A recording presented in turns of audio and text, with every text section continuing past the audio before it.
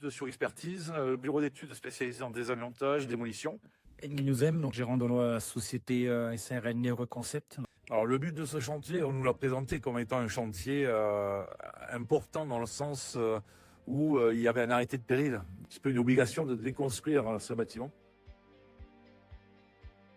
L'activité du chantier, c'est qu'il faut arriver à déconstruire ce bâtiment tout en assurant la sécurité de l'entreprise qui a réalisé les travaux. Donc ça passe par des confortements, des étaiements complets de ce bâtiment sur tous les niveaux, de façon à déconstruire le bâtiment pièce par pièce, on va dire, sans risque d'effondrement.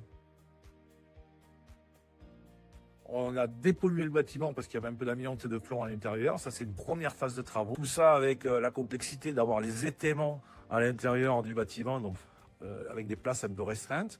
Ensuite, on a enlevé tout ce qui était second œuvre, les cloisons, les fenêtres, les portes. Et ensuite, on a déconstruit ce bâtiment de haut en bas, bien sûr, en passant par la toiture, la charpente, les étages.